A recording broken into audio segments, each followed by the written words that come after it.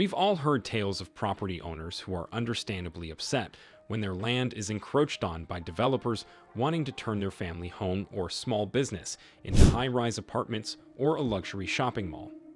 Typically, however, the developers can negotiate an asking price too good to refuse. Well, except for these people. The developers probably thought these homeowners were trying to squeeze them for more money when these residents were simply stating the truth. They won't move for anyone or anything. So in this video, we'll tell you about the 10 brave house owners who refused to sell their houses, so watch till the end. Before getting started, make sure to like the video and subscribe to our channel for more such videos. 10. The half house. We've all had a difference of opinion from our neighbors before.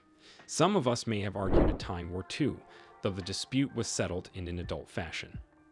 However, the two residents that occupied this duplex absolutely could not see eye to eye on whether to sell their building. And you see, the dispute never got resolved. The half house originated in 1957 when one occupant of the duplex refused to sell their home to a development team in Toronto. Instead of scrapping the project, the team continued construction, dismantling the duplex until just half remained. Amazingly, the half house is occupied today. 9. The nail house. In China, there is a phenomenon known as nail houses. These are homes that homeowners absolutely refuse to sell under any circumstance. Unlike in the US and other countries, the people who want to buy the property aren't real estate moguls looking for their next easy buck. No, in China, the government wants the residents to sell, and they don't have a problem playing dirty. Oftentimes, water and electricity are cut to the homes of people who refuse to move. And yet, these persistent owners refuse to budge an inch, kind of like a stubborn nail, hence the name. One such resident in Ruyan, China, was the only person in her neighborhood who refused to sell her property, even when the units on her left and right were torn down. She stayed even though her water and electricity were cut off. What's even more incredible is that she had only lived in her home for a year. 8. 360 degrees view. Living in an abandoned lot might be one thing, but how about right in the middle of a 4-lane highway? This is another example that takes place in China, where 3 families reportedly linked arms and refused to let the bulldozers through to demolish their homes. Surprisingly, the government relented, opting instead to build the massive highway all around the building that housed the families. The government must have thought all the noise and hustle and bustle would convince the owners to sell after all, but they underestimated these 3 families. 7. King of the Hill. From abandoned lots to circular highways and now giant dirt hills, the residents of China sure know how to make a point. This truly incredible family held their ground until it gave way beneath their feet. The developers were forced to work around the house after they refused to sell. When the family left on a trip, the construction crew actually excavated a 30-foot deep trench around the house. When they got back, the family broke into the construction site and moved back into their house.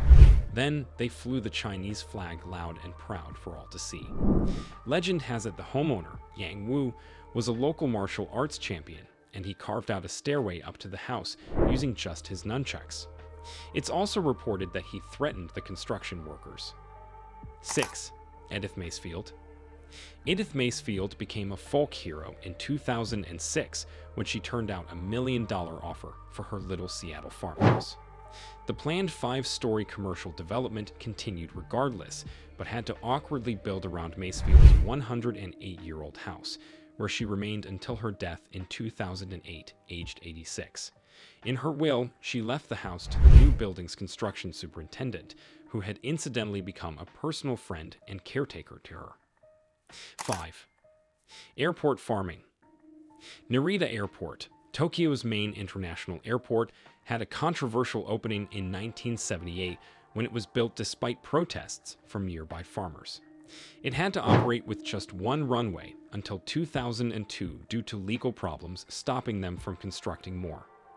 Eventually, they managed to buy most of the surrounding farms and expand, but farmer Tako Shido had no interest in moving. As a bizarre compromise, the route leading to the runway was built to curb around Shido's farm, which is right in the middle of the airport. 4. Roadhouse. This house in Shanghai stood proud for over 10 years after plans to build a road were announced. The family of 7 living there didn't think that the government was offering them enough money to move, so they stayed put. Naturally, the road was built around them. The constant traffic was incredibly noisy, and the front door was only 3 feet from the road, which made it a struggle, but the house owner refused to sell his house. 3. Neighborhood black sheep. In Suzhou, China, in July 2013, one lone homeowner refused to sell out to people hoping to revitalize their neighborhood with luxury apartments. Now this odd little house that once fit into its neighborhood so well stands out like a piece of history. Granted, a rather drab, gray history, but history nonetheless. 2. Acker's abode. In 2011, Portland State University had managed to convince everyone on a local street to move out of their homes to make way for their new building project. Everyone, that is, except for Randall Acker. Randall had only recently bought and renovated his home and had no desire to leave. Unfortunately for the university, Randall was also a lawyer.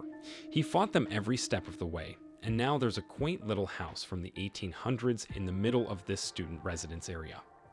Aware of his situation's similarity to Edith Macefield's case, Acker flew 400 balloons from his chimney to celebrate his victory in style. 1. Coking versus the world. Vera Coking and her husband bought the New Jersey property in 1961 as a summertime retreat.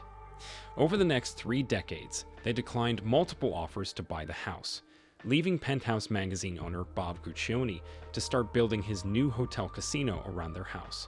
But when Guccione ran out of money in 1980, construction stopped. The house was surrounded by ugly scaffolding until 1993 when Donald Trump tried to buy the property from Coking.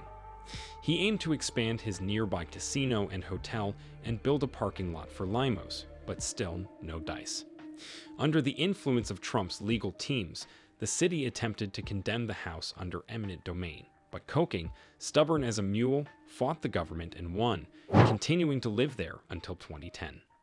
And that's it for today. Thanks for watching. If you liked the video, then make sure to subscribe to our channel to watch more videos like this one.